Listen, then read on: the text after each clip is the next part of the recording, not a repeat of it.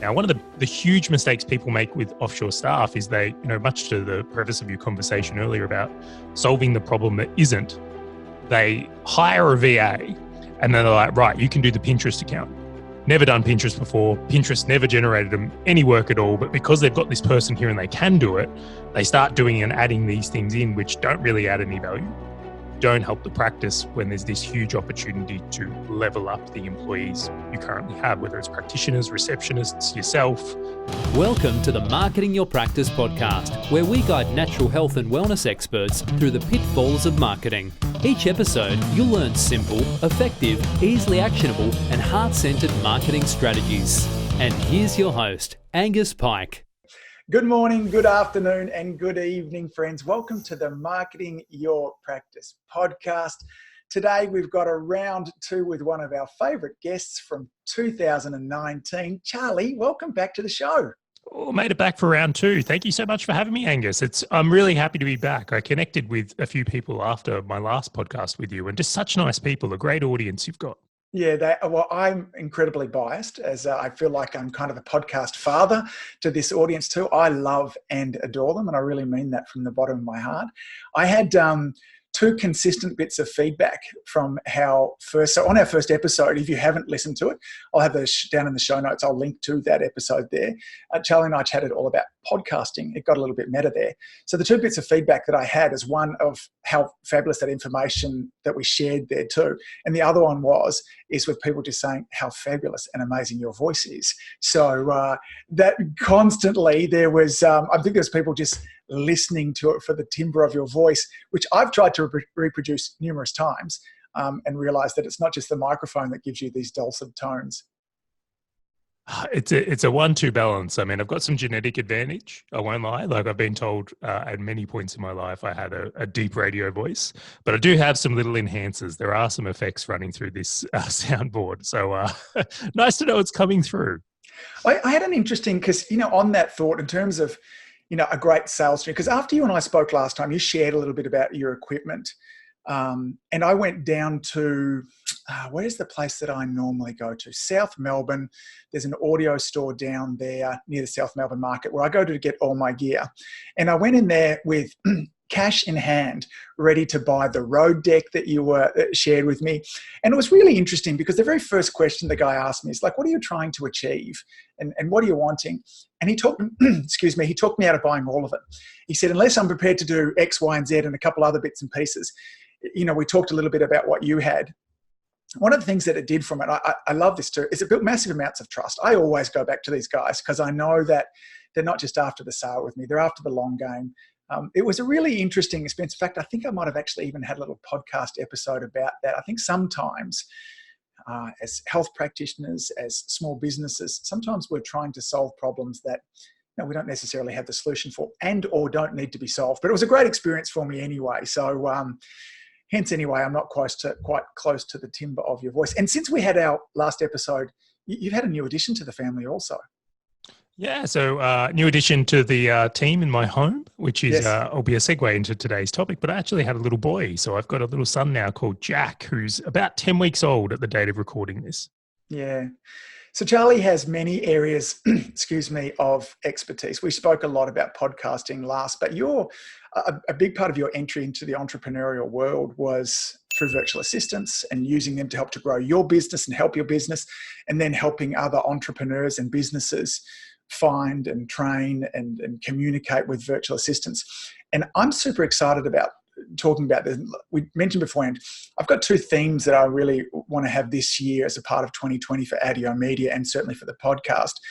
One of them is maximising attention. And I think that the practitioner who has the most attention in 2020 and beyond is going to be the one that wins. And I think there is, like many things, I've got this vision inside my head of the great land rush that happened over in the US of, right, who first out there gets it.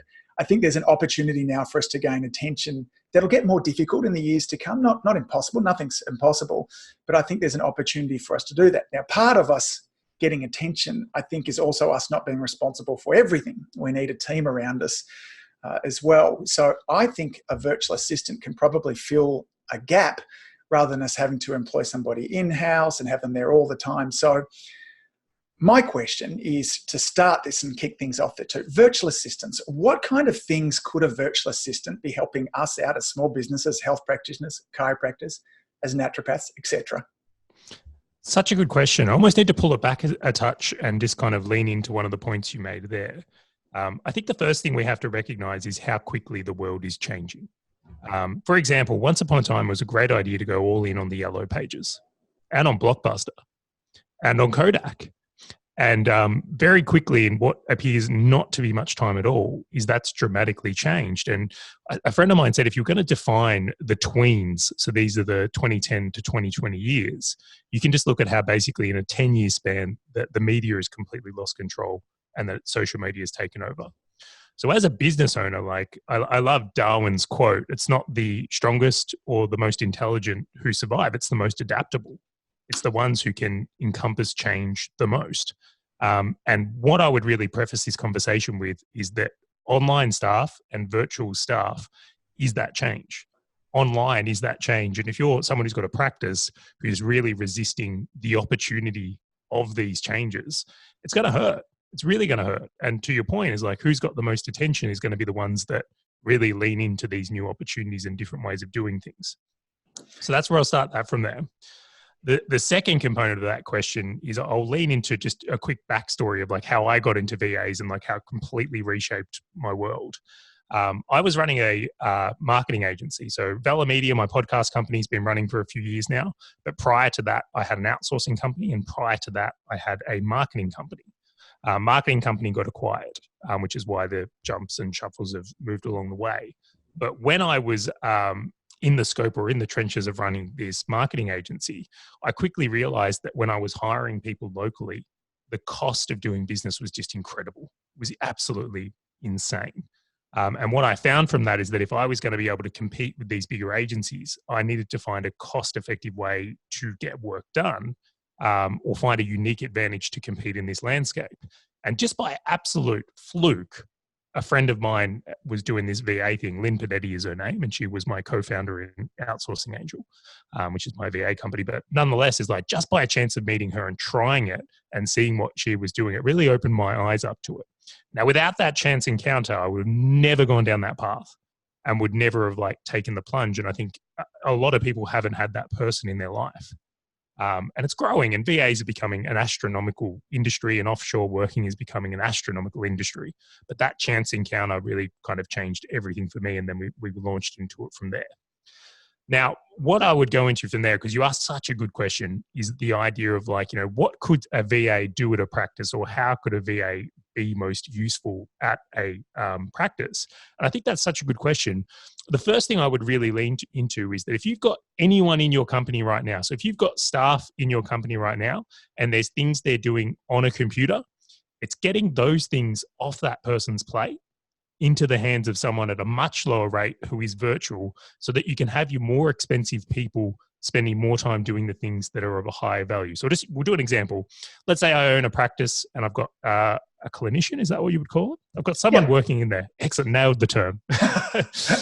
But let's say I've got that person there. If that person's sending follow-ups, if that person's doing anything for marketing, if that person's writing reports or doing anything they do on that computer, scheduling appointments, ordering, I'm not sure what they would order, but I imagine there's stuff that clinicians need to do their work.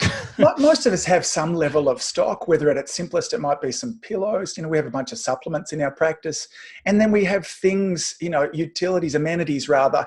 You know, we need toilet paper in our practice, just like every other business does. So yeah, there are regular weekly ordering, or certainly monthly ordering that we do in our practice. Absolutely. Yeah. So that's the stage one I look for people to do, is like get the hourly rate value up of the people you're already paying. So just imagine it's like if you had a clinician who could see one more patient per day or two more patients per day, or on their shift or however it's scheduled, because you were able to free them up of these other things and burdens, just how much more valuable that higher paid employee would be to you, how much more profitable you could make their time or your own time. So there's probably things you're doing that also fit into that same category. Now, I'll just preface this. There's a fantastic tool out there called Rescue Time that is free. And you can install it on everyone's computers and phones, and it will literally tell you what's taking up their time. And that is where you find your initial list of, right, well, this is what we're going to have someone to start taking care of remotely. This is the stuff we need to get off our plate.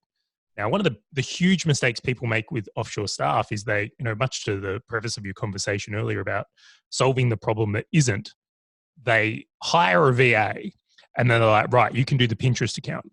Never done Pinterest before. Pinterest never generated them any work at all. But because they've got this person here and they can do it, they start doing and adding these things in, which don't really add any value, don't help the practice when there's this huge opportunity to level up the employees you currently have, whether it's practitioners, receptionists, yourself, stock, websites, marketing. There's so many areas they can go into. Got it. So I wonder if, given that this is the Marketing Your Practice podcast, I wonder if we looked down the path of how could a VA help me as a chiropractor, a small business owner, how could a VA help me with my marketing? And then we can, we'll laser focus in that sort of direction. Would that be okay? Yeah, definitely. Let's stick to that lane. Like there's many facets as well. Of course you could do accounting and all the rest of them, but if you want to talk specifically marketing, let's start with that one because I think it's a fantastic one. Yes. So when I'm chatting with, health practitioners about their marketing, there are so many hurdles that they jump over. So let's just say, look, I think that your practice should be making some videos, or I think it's a terrific way for you to build know, like, and trust. There are so many steps that happen even after making the video. For instance, there's the editing of the video, there's the posting of the video, there might be a paid strategy that goes afterwards.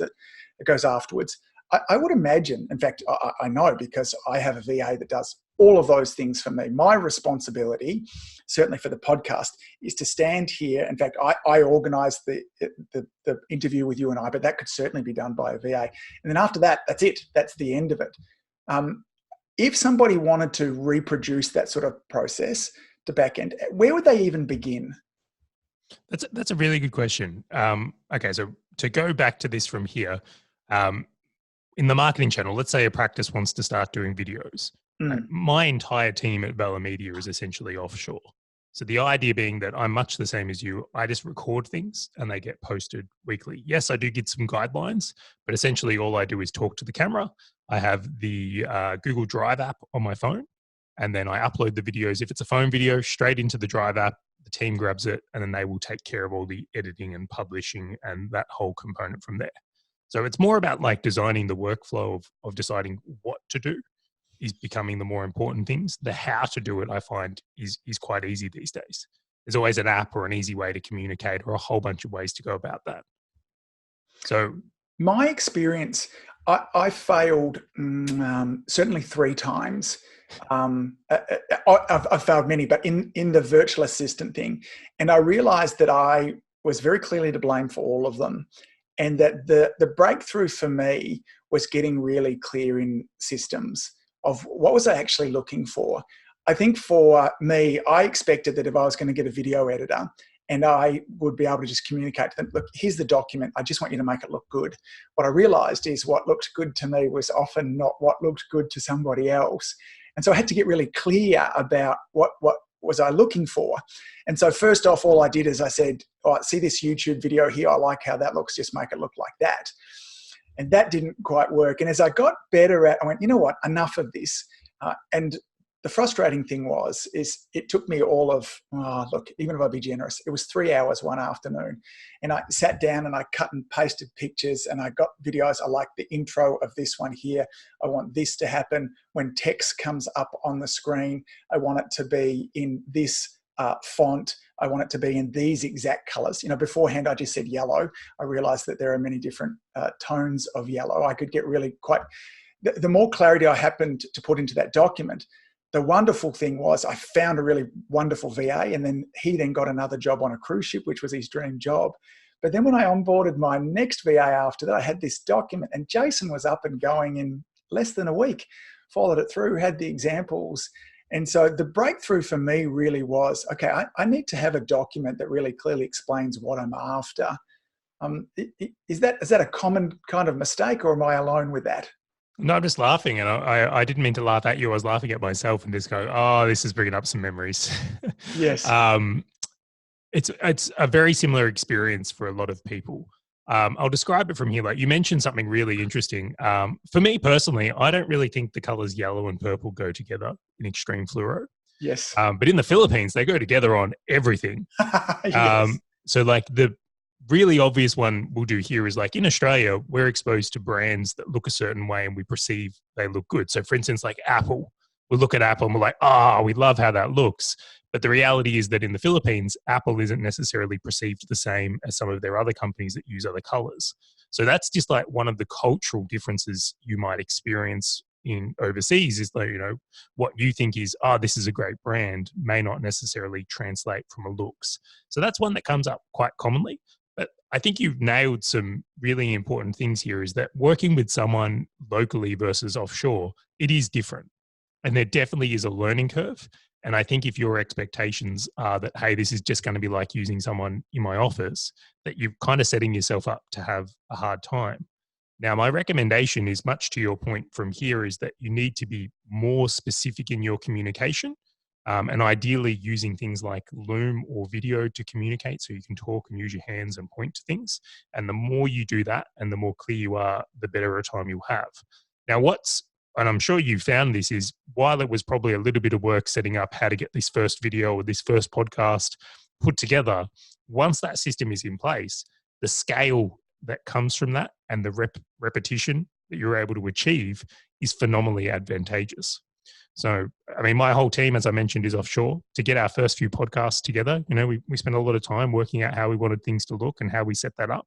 And then once we got that system embedded with, this is what the outcome of what we're trying to do should look like, is we've been able to scale that system up really well to incorporate a lot of people. And it's been a very, very worthwhile project to pursue.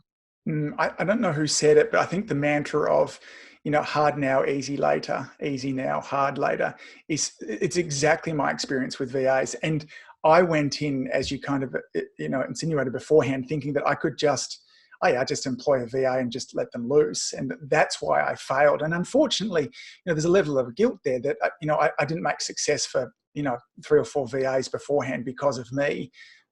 And so the first, my advice to people is just realize it's going to actually be a lot more work to begin with. And I had to fight that idea of, and there's a strong B is, if you want a job done right, just do it yourself. It's faster to do it yourself. It's faster to do it yourself. But I very quickly realized that, as you mentioned beforehand, that doesn't scale. It's not, I needed to sit down that one afternoon. And as I said, it was 3 hours. It's not a long time for me to then have a playbook that I constantly update as I go, no, I like that look now. And then, I wasn't able to plan for all circumstances, but as these circumstances come up, I was more aware of, the challenges that we're going to present. It's a really interesting one to think about. Like this topic can go so deeply. I'm going to be honest though, is like I find that most business owners I speak to do a terrible job at training their local staff as well. It's like they're actually conditioned just to be terrible at onboarding, training, and systems in general. So how we get away with it in most cases is there's a touch and feel factor. So if someone's in the same room, you actually got away with being lazy. You just don't know it. You should have done that same stuff of, okay, well, this is what needs to be done. Here's a system how to do it. We're going to onboard this person really well. And likely what happened is you got excited, hired someone, and then abandoned them and they had to work out their own stuff. And that's a very, very common story that I've seen a lot of. And I'm not, saying that's your audience, but in general, that's what I've found. No, I think, I mentioned before, I love my audience. I also know them really well. I'm one of them. For so many of us, the knowledge is in our mind. And I don't think that that's by any means unique to health practitioners. I think that's a big part of small businesses, and not only small businesses, but medium to large size businesses too. There are silos of information that's in your mind. And then, maybe step number one, this process that we're talking through today, I hope our kind of listeners are getting to, could be equally as well applied to if you're, employing an in-person. What's the opposite for virtual staff? Is there another? We go with local, or we say IRL, in real life. I like it. So if you're employing, in real life is it written down how somebody answers the phone? Is it written down how somebody makes an appointment? I've started on so many of these processes now. It's really easy for me to shoot a video because that, as you mentioned beforehand, that is able to show many of the intonations that might be difficult to pick up in text alone that you can kind of share also. So I think even, and it was not what I was kind of thinking about today, but it's so clear that we need to have written systems that will help us be able to train our staff, whether they be IRL. Did you see how quickly I learned that? And or VAs. Do you have thoughts about putting those systems together? You've obviously done it numerous times with your businesses. What's made it easier for you? So it's really interesting. I'll go into a story from here that I feel like is very relevant. So when I was in the marketing agency, we grew to 15 staff really quickly. And what I noticed, I suppose, 3 months after that was how incredibly burnt out I was, because what I'd essentially built is an adult daycare center. And I mistook an extension for leverage. Okay. So I thought by hiring more people, I was creating leverage. But the reality was all I was doing was hiring people that were an extension of myself. And I'll just describe it. I might have hired like a writer, let's say. This person might have been writing ads for me. But the reality was they weren't doing things independently. I was like giving them a writing task. Then they would have to give that writing task back to me. And then I would put it into the project. And then I was like bottlenecking these 15 people because I was the connective tissue. There was no autonomy or independence within these people. It was all coming back to me. And like, as we hire people, a lot of people like will come in with this saying, oh, if anything's going to get done right around here, I need to do it. If I'm away, it all falls apart. And quite commonly, when I dig into that or look into that more closely, they made the mistake I made. They've actually made extensions of themselves. They haven't developed a way where their team could work independently. So on the back of like realizing that I hadn't built a business, I'd actually built myself a job and I was self-employed, because the second I stopped, it all stopped. I became quite frustrated. And I read a book, The Cash Flow Quadrant by Robert Kiyosaki. A friend recommended it. I was devastated because I thought I was a business owner. I wasn't at all. I was self-employed with running an adult daycare center that we called a marketing agency. And it was only through realizing that we were able kind of to shift things from there. And like my first system I developed was a system of how to run Google AdWords accounts. But once we had that and the team knew where their roles fitted in with that, and it was executed by the other people, that was leverage. That was true leverage, because whether I showed up or not, the team could put together a Google AdWords account and service a client well. And that difference made such a big improvement in the company. So when I experienced the difference between kind of leverage and an extension, that changed the game for me. And then since then, it's like when we're looking to hire VAs or even when we're looking to hire a team, I think this is the critical component we need to lean towards, is that if you can combine a system of some kind with good people who can lean into that system, then you're going to have a far better experience than relying on, okay, well, this person is just going to have to work it out. Because when we do that, they're just going to keep coming to us for things, or distracting our other team members to work out how to do things. It becomes very messy and unorganized. And it's only as you grow that you realize how painful that can be.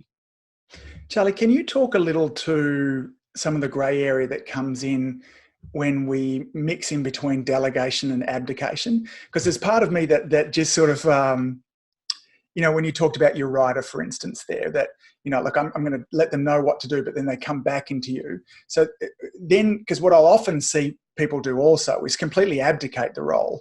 They hand it over to somebody else. They're not measuring and looking at the results. And then all of a sudden, whether it's the end of quarter one or most likely it's probably 8 quarters afterwards, when they wonder why their business revenue has gone down, they're like, that person wasn't doing what I asked them to do or what I thought I asked them to do. Can you talk a little bit to that? It's such a good topic. Okay, so coming back to the idea is that, where do we even take this? Because it's very, very common. I will say this is that the mistake I made early on was thinking that people were like me. I am actually a very regimented and systemized person. It's just who I am. I'm very data focused. I love numbers. It made sense to me to operate a business like that. It gravitated towards it. So for a lot of people, they don't have that at all, though. And I realized that for most people, they probably sit on the other side where they're very ideas. They love coming up with the ideas, probably an extrovert, which I'm definitely not. And then for them, that whole system component or management component is like, God, no attention or things put into it. So I've been very fortunate that this has been something I've leaned into naturally. But at the other side of it, for when we're trying to bring this to someone's awareness, there's two good books I would recommend as a beginning. So one is Traction. Yes. I think is phenomenal. And then the second one is Scaling Up. Yeah. Which I can't remember the authors off the top of my head, but I'm sure we'll be able to link to them. Two really, really good books that describe what I'm about to go into from here. Now, what I've done personally is that I realized very early on that we have to have a good structure for people to work within to actually get the results. So I just imagine this for a second. If you're hiring Michael Jordan, but you don't have a team that's worthy of the NBA, like you're quickly going to turn Michael Jordan into a B player. Yes. And on the reverse is like, that combination can be amazing. Like the reason why, as much as Michael Jordan was absolutely amazing, it was the whole team and structure and the whole system that made it work. He wouldn't have done well if Scottie Pippen wasn't there. And even Dennis Rodman, it was the whole organization all pulling its things together at that time that made magic. I think sports, probably Luke Longley was the key there as well. Just an Aussie reference of you that know your 1990s basketballers. And so, but yes, that's me being a Luke Longley nerd. Yeah, but even to that point, it was just another thing that sat well. And you can look at this in so many sporting examples. I think sport is the one that kind of leads the way in understanding these topics from here, is that, all right, we'll bring it back to business because I don't want to veer off too far. I could go real deep on this. As a starting point with your team is you actually have to have some sort of organizational structure for how your business runs. So whether that's a weekly meeting, how you're assigning projects, like what's the outcome of the business? So it is a big picture. It's like in a practice, right? The whole journey of like from marketing to a potential customer to them coming into the practice and being converted to them having their appointment to the follow-up, like that's the flow of what you're looking to achieve. Now, when you hire people, really what you're looking for is people to assist with that flow. And they need to know where they sit into that, which can be tracked and measured. Okay, so if you're hiring a practitioner, like they're there to serve clients, ideally. They may not be there for marketing. They may be there for marketing purposes. But having them go through that flow and knowing where they sit is a really important thing. So when you're hiring out of the gate, knowing how to move people through that is so, so crucial. I think that's a really important component. The second part of that is documenting that so everyone else knows what it should look like. Now, when you've got that structure and you're hiring people into it, I think you can have such a more success with it. But the big thing of what we'll come back to here is you can hold people accountable to a result. Now, accountability is kind of the backbone of removing abdication. So if you just hire a practitioner and you just expected him to serve clients and to know what he should be doing within your role, business, and to know how many clients he should be seeing and should know how to follow up and should know how to talk to people or build rapport, like it's very unlikely. Very, very unlikely. And I think people often leave themselves at a huge disadvantage by not taking the time to kind of go into these things more deeply. So yeah. It's clarity almost always wins. I can't think of a situation where it doesn't, whether it be clarity in our marketing, clarity. It's a conversation that I like to have with my beautiful wife all the time in terms of like, how do you want to be loved? Stop assuming that I know these things. Just tell me, because I really want to love you in the way that you want to be loved, as opposed to the way that I want to show you that you need to be loved. And I think, we're having a conversation around VAs here, but what I want our listeners to know is the way that we make a mistake is that, because in a moment we'll talk with Charley about where do we find a VA and how much do we pay them and all those kind of things there. But if we don't have real clarity and a system in around what we want them to do, and I think you mentioned before, how do they know whether they won or not? How do we measure success is a really key thing. And if you just even asked yourself that, I want a video editor, and how would I know if they're being successful? Write that down. That's a really good thing to give to your video editor to start with, because then they'll at least know this is what success looks like. Assuming that we've put together our first take of what a system might look like that we want. I'm going to stick with this video editor thing here as well. And knowing that it will be, I think, a work in progress, as I mentioned before, mine certainly was. We've got some foundations with regards to that. Where do I go looking for a VA? Should I come to a company like you used to have that would find one for me? Do I just head on over to, many of the sites now? What are the pluses and minuses of those types of choices?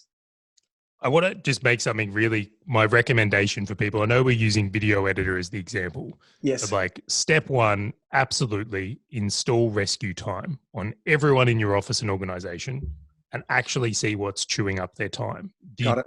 best ROI you can get. And I've seen this, as I said, I reckon I've onboarded 100 plus VAs for people and myself.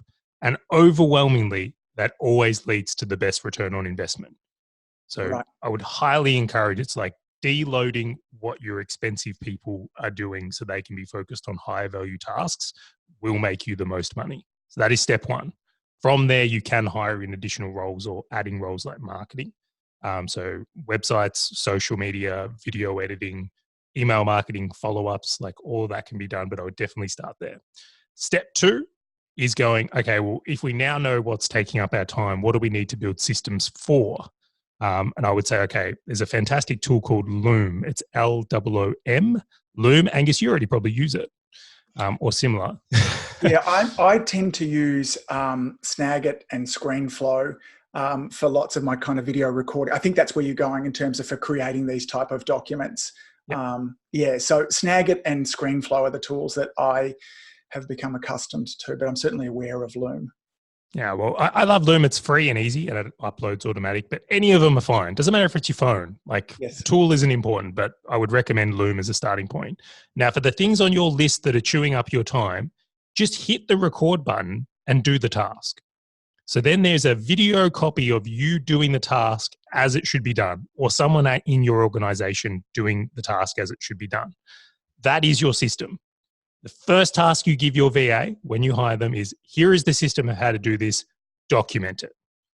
And that is the simplest and easiest way to do systems, where they're just transcribing or writing out the steps of exactly how you do it. And I love doing it this way because guess what? Things are going to be done the way you do them or the way the person does them. There's no interpretations. It's following, okay, this is exactly how you do this, follow with this. And so that's your step two. Got it. I'm just kind of seeing here as well, when we talked about that staff person, the in real life staff person there, and maybe you don't have a systems practice manual, this could absolutely be the way that you get your whole practice manual done and built by you recording these things happening, handing that on to the VA. And now you've got a practice manual that, for eons moving forwards, when you do have new staff coming in, because that'll be guaranteed, your staff are not going to stay with you forever. That would be a fabulous use of a VA. And I don't think of VAs like this too, but that might be a VA role that's 12 weeks long, for instance. It might not be a full-time person. That would be a great role for someone to take. Well, on the basis of you've done rescue time, you know how much time it's taking you per week. So you can quickly decide, oh, hang on, this is chewing up 20 hours a week of my time. I better hire someone for 20 hours. Or Yes. hang on, this is chewing up a lot of hours. This might be a full-time role. My theory with hiring, though, is like, we'll get to the pricing, but like hiring offshore staff is so cheap. It's like just hire full-time, even if they're half busy. And in the remainder of that time, train them up so they can be more valuable. So like I've always just hired full-time people, even if there's a part-time role.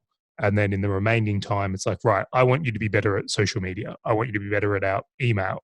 I want you to be better at whatever tool we use. And they could go through that and upskill so they're even more valuable to your practice. Is there a limit? Because sometimes, I've read extensively about this, of being careful not to expect too much out of your VA, i.e., okay, they can do some of your social media, but if all of a sudden you're wanting them to build a website for you, it might be, hang on, let's keep our expectations to what's reasonable here. How do we manage, somebody comes on to build my office manual and then I want to actually teach them how to do some of my social media marketing, etc. What's the range that we could reasonably expect out of a VA? That is such a good question. When I first got online, VAs were like a new thing. No one even knew what a VA was. Like I think VA was actually more commonly like a term for veterans. Right, yes. And people would say, oh, you work with VAs? Like that's a bit unusual. Not because I was, I'm obviously a younger person. People can't see me. They're just like, okay, well, I guess you're giving veterans jobs. Like, so we used to get these weird conversations that would come from it. And then, in time, it's become a big thing. So when we first got online, like literally they would have basic computer skills and you would have to teach them everything. That's just how it was. Going forward, that's been a long time. What you have to realize is there's VAs out there that likely have the experience you want. Like even now, I've got, we were looking for a role this morning before this call. And it just surprised me like what type of experience exists out there. So I'll give you an example. If you want a marketing VA for your practice, hire one that's got 5 years experience working at an agency, because their expertise and knowledge and experience across these things is going to be phenomenal. So I'll give you a couple from here. And the next one is like, often I'll look for people that used to work at Microsoft, Deloitte's, or Google, because they've gone through the whole Google system. Like the quality of their skills is much higher than it used to be. So number one is experience, I think counts for a lot. If I'm hiring anyone today, ex-agency experience or a few years at a bigger company is like one of my tick boxes. Little hint for you guys there. And then coming down to the expectations on skills, basic website, social media skills, basic graphic skills, and basic video skills. That's an acceptable role these days. Like the tools have become so good that that level of basic can be covered. And that's what you would call like a digital marketing VA. So if that's the type of role you're looking for, I think that's very achievable. What you have to be cautious of is that if you do need specialists, so we put together in Valher Media, we put together some heavy video editing in the podcasts. We do some extreme intros. So we have like dedicated video editors where it is their life. That is all they do. And they have a very advanced skill set and they're very efficient. For most practices though, I doubt very much that they would need that. They would be better off with a broader skill. So as for like the range, that would be very acceptable in my mind. And then if your practice uses particular software, let's say you use ActiveCampaign, like to learn ActiveCampaign is very achievable these days. And the companies themselves have great training libraries. So that's how we've gone about it. And every time a new skill comes out, we're definitely pushing that as well. Yeah, I think that's the other thing too that I didn't take advantage of in the early days. I found myself putting together systems videos showing somebody, how to use different editing software. I went, hang on, they've got this. I just link to their video. They do it way better than I do, and I don't have to, create things from scratch. So many cases, the training videos that you might need to make to help your VA have probably already been made. It would be worth a look over on YouTube or similar to find out, is it made there and can I just link it into my training document? So this is embarrassing. I don't even know how to use ActiveCampaign. Right. So like my VA knows how to use it, thank God. But I never learned it because I was like, she can learn it. Yeah. And that's just how I've approached it. And this comes back to like, having leverage. Like there's no need for me to learn it. I know what I want from it. I'll say, hey, send this email or do this sequence, and they'll put it together because the Charley, technical skills just aren't something I need. Was it difficult for you to let go of things like that? So for those of you that don't know, ActiveCampaign, like MailChimp or Infusionsoft, is a customer relations manager. It sends our emails, it tracks our sales, it can do a bunch of those things. You could argue that that's a pretty pivotal part, one of the tools that you use, essential for your success. And yet you've delegated that to the point there where you don't actually even know how to do it. How did you get to the stage of being okay with that? To take it even further, I have a media company. I don't know how to do a podcast. Like I've reached a level of autonomy and trust through experience is probably the thing I would say to. It's like confidence leads to competence. Yes. And as you start doing smaller things, you start doing bigger things. So coming back to the story earlier is like, I realized how crappy the quality of my life was in not doing it, and had so much pain around holding things. Because I was so maxed out, I was so tired, I wasn't present at home, I wasn't spending time with my friends. Like my quality of life was terrible. It's kind of like, if you have a girlfriend and you have a bad experience and you want the opposite in the next. So it's like, if you had a brunette and then it didn't work out, it's like, I'm getting a blonde next. Brunette's terrible. So the idea being is I'd had an experience that was very painful. It wasn't something I wanted to have again. So the motivation for change was extremely high. And I kept going through it. I'm like, do you think Richard Branson's in ActiveCampaign? Yeah. Richard Branson's in whatever podcast editing suite? Do you think he knows how to do that? Do you reckon he's out there picking the colors for the logo on the plane? Yes. And I'm like, right. So the path to, I suppose, biggest success in mine was that this is a skill set we have to master. We can't do it all. And actually being able to manage it or have things done that you don't know how to do is a very valuable skill set to have. Yeah, it's such a great reminder. I mean, we think back to Steve Jobs and the iPhone. I wonder how much of that whole process did he even, he doesn't know how to build an iPhone, he doesn't know how to do all those kind of things. There's a vision at the very top of it that knows what to start. Thank you. That's a genius. That's my take home for today. Absolutely. Back to finding VAs? Do you have some websites that you would suggest that people start to look? Are there websites that are more useful depending on the type of VA? And then again, can you touch on also, there are companies that will help to find a VA and match it for you as well. Can you chat to a little bit of those two concepts? Yeah, there's probably two ways to take this. So one is what I'll call a direct way, where you're going out and using certain websites to find people and work directly with them. And then there's another way, which is what my company Outsourcing Angel does, which was the idea of a bit more handheld approach, where someone's going to navigate the overseas markets for you. Now, hiring offshore, it's different. I'm not going to say it's harder than hiring locally, but it is certainly different. And there are a lot of traps, and there's just a lot of things you've got to be aware of. So if you've got the time and you're willing to go deep on it and spend the time interviewing people well and being able to check them and test them well, you can definitely go direct. I'm not going to pretend you can't. But in a circumstance where you value your time more highly and you want someone to go find me a person, then that's where using an agency like mine would be more valuable to you. So the way I think about it is the websites like onlinejobs.ph or Upwork are like meet and greet. It's like Tinder, right? It's like, as an example, you're getting on there, you're looking at people, you swipe left or swipe right. And then you can have a conversation with them from there, where the idea of using an agency is more like you've given them your details of what you want, what you're looking for in a relationship, and then someone's going out there and actually personally matching those candidates to you. So you get to avoid a lot of that time and effort and energy spent there. So that's the main difference. You've got meet and greet versus someone who's like meet, greet, and integrate. Now, I'll give you an example. Earlier this week, we put a job up. So a friend of mine it was a project I was working on with a friend, put a job up and they got 1,500 applications. And filtering that and knowing what to look for is a lot of work. I'll give you something that'll make your life easier. Like, first and foremost is experience. Like, look for ex-agency or look for people that have worked at bigger companies. I think that's a really big time saver from there. The second component of that is when you're testing people, is that you've got to have a really good test task that you can get multiple people to do to measure it against. So 10 people doing the same task, you can very clearly see who actually can do the things or can't do the things. 3, internet. Certain areas of the Philippines have terrible internet. So just even hiring in the wrong editor, you might think you found a winner, but really they've got terrible internet speeds or they've got brownouts or things that are going to be rolling through, which might be more difficult for you to be able to navigate. So it's knowing all these little nuances can really help you filter through more appropriately. And when you use an agency, they know that stuff. So they're going to spend the time going through those 1,500 resumes, test tasking people, and then only bringing you the best candidates from there. Yeah, I've had some success. I've used onlinejobs.ph in the past and through trial and error.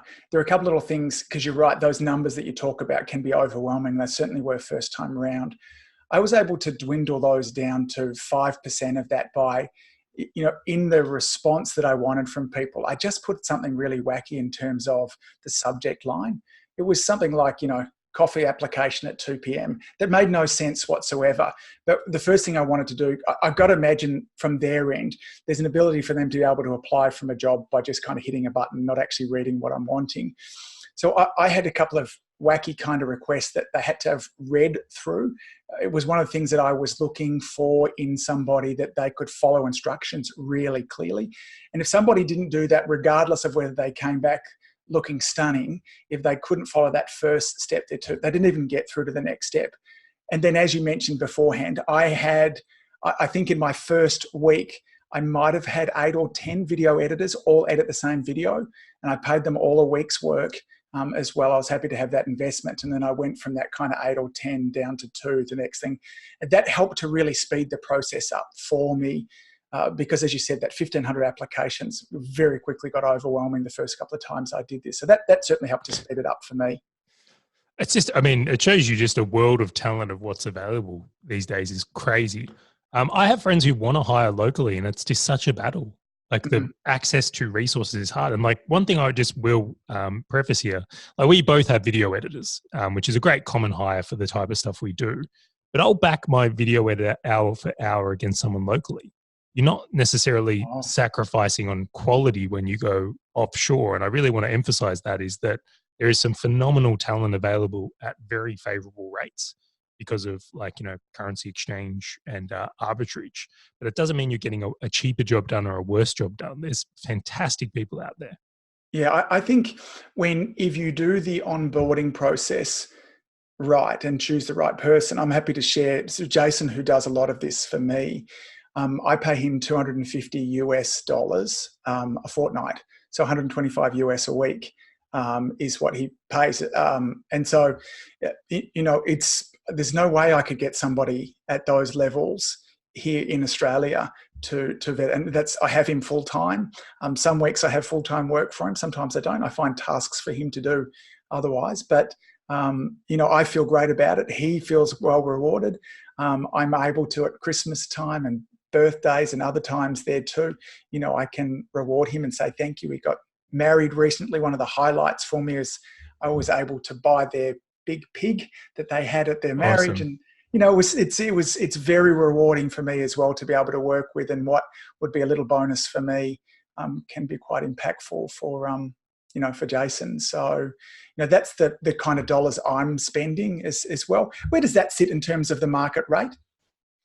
I think that's fairly reasonable depending on the experience they come with. I'll give you a range to think with. If you are hiring someone that is a junior or unskilled, 400 US a month is often kind of your base. Now, as you creep up from there, that's where experience can count for a lot. Now, I'll speak in kind of terms. I would say average acceptable rate at the moment is probably around 700 US is what I'm seeing for if you're going for top talent. Yes. Is where I would kind of mark it from here. Great. So if we were looking at that person with some agency experience, 3 or 4 years of agency experience, and had some runs on the board, we're looking closer to that 700 US a month. Yeah, correct. Yeah, which is still stunning when you kind of multiply that out to, think about the impact that could have. We've talked about a lot of the mistakes that are made. Are some others that come to mind for you that we can perhaps give a heads up to our listeners if they're starting to head down this VA path? Yeah, absolutely. I'm going to give a few now that'll make a really big difference. My finding with all staff is it takes about 90 days to see their efficiency. So if you hire someone, how they are in the first week is going to be very different to how they are in 2 months later. If someone isn't good after 3 months, they'll never be good. I've never had a turnaround be successful, even if I like them, which is hard at times. So that's something to look at from there. Now, that doesn't mean they shouldn't be producing along the way, but I've just found something happens after 90 days where someone's comfortable, knows what they've got to do, and they're going to be able to perform well. Now, it might be your fault in that circumstance is you haven't onboarded or trained well, but very much 90 days is my marker from there. The second thing that I see really, really commonly is the abandonment, which we've spoken about a little bit from here. So if you are going to bring on a new person and someone needs to actually be accountable to them, and that's the person who's going to ask questions when they fall into trouble. That's someone who's going to check with them once a week to see how they're going with the tasks and they're making progress. This is the person essentially they're going to be reporting to.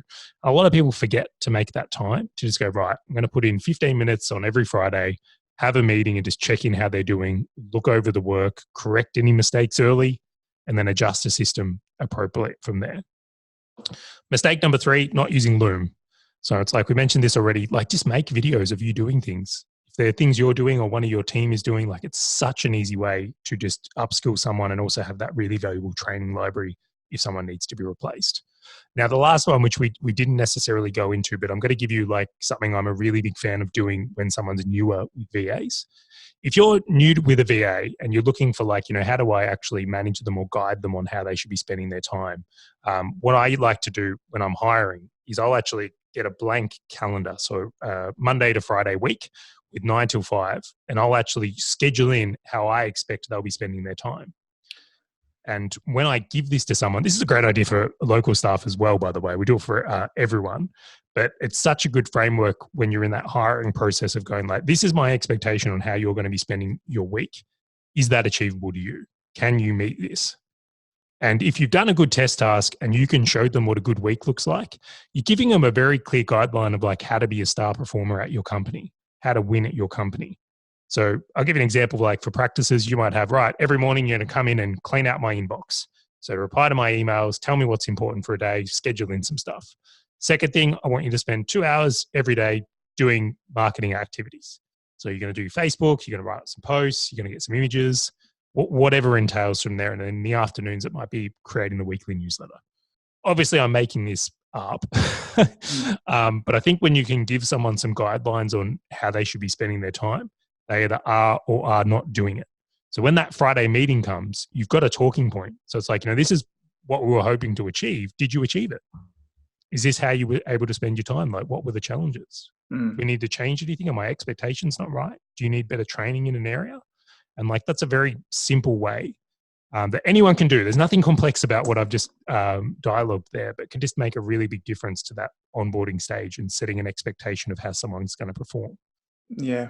It's such good points and good reminders for me also in, my growth with where I want to head to in 2020. I think if I'm to kind of sum up and see if I kind of understand what we've talked about, what I would suggest our listeners do is head to rescue time first. Yeah. Find out where are you and or your staff spending your time, and where are there roles that your in real life person doesn't need to actually be doing that. Then you can find somebody at a significantly less rate can do those. And I want to put in brackets here, which I think you articulated so beautifully. Just because they're going to have a less hourly rate doesn't mean that they're going to be less quality work. The people I've been able to find the quality of the work is stunning, at what I would expect anywhere also. And then when you find that task, the most important thing, and what my successes come from, again, is what you just really reiterated there, is all about clarity. What do we want them to do? What does victory look like? What does their week look like? You're using tools like, Loom, etc., to give them really clear guidelines as well. And I think that's a great foundation to start this whole VA game from. Have I missed anything there? No, I think that's a phenomenal place to start. And I think you highlighted it, is allowing the time to do this well. Like, accept that you're going to have to put a little bit of work in up front. Like, what we've spoken about isn't time free. It's not slopping a job app up and then you're off to the races, but invest in the process. Yeah, I can't reiterate that. The biggest victory for me was understanding that it was actually going to be more work up front. I was already feeling overwhelmed. And so therefore I was looking for an avenue, where I could stop doing these jobs. And then for me then to have to take on something that was going to be more work was the barrier that I had to get over as well. Charley, I feel like we've only just touched on this, had a bunch of questions that we didn't get to. There might have to be a round 3 here as well. I'm just going to keep on bugging you. That's all right, man. We'll just book a regular spot for me. We can talk whatever you want. Yeah, I appreciate that. Look, to our listeners, if they're wanting some hand-holding for this too, you mentioned a few times, you have a company that helps with this too. So Outsourcing Angels, can you tell us a little bit more about that and how that might be able to help our listeners achieve some of their goals for 2020? Yeah, absolutely. So it's outsourcingangel.com. Now, me and Lynn were like the founders of this many, many years ago. So when we were doing the agency thing, so I had the marketing agency. Lynn started helping me with VAs. It was working so well. I was like, holy shit, we need to do this for other people. And then that company was born and scaled from there. And like since then, that's grown astronomically. Like I think at the current time here, like there'd be 100 plus people working at that company now. It's a phenomenal company. And what Outsourcing Angel specializes in was for businesses that are going, look, this is where I need the help. This is what I'm trying to get done in my business. And then Outsourcing Angel will go out into the wilderness. It's not really the wilderness, the Wild West, and actually dip through those candidates and find the right person for you and then help them, you get them set up in the business. And I've mentioned a few points about, rescue time and a few things here, but that's what they really assist with. It's a handheld approach to finding offshore people just to ensure you have more success than perhaps taking it alone if you don't have the time. Yeah, beautiful. Well, everything that I see Charley put his hands to is full of quality. I love watching what you're doing with your podcast. Your podcast is one of my regular listens as well. And today has been super helpful for me. The next level for me, your idea of talking about, as Richard Branson, designing the logos for his airplanes. I get that. And not only does that help me as Angus as a part of Audio Media too, but I come back to my chiropractic practice too, and I look at all of the roles that I'm holding on to that I really don't need to as well. So, buddy, thank you for being so generous with that. This has been super helpful for me personally, and my bet is it's going to be a game changer for our listeners also. So On behalf of the Marketing Your Practice podcast, buddy, thank you for joining us for round 2. You can bet I'll be knocking on your door for round 3 before the year is out also. So any final words? Oh, just thank you for having me. It's a pleasure to come on the show. Love it, buddy. Have a great rest of day. Enjoy your time with your grown boy, Jack, and I look forward to chatting again soon. Thanks, mate. If you enjoyed listening to this podcast, you have to come and check out the Community Influencer Program. It's my monthly coaching program where we take all this material and I'll work one-on-one with you to apply, implement, systematize, and help guide you and your practice to the next level. Now you can join me on over at adiomedia.com/join. That's adiomedia.com/join. I'd love to see you in there.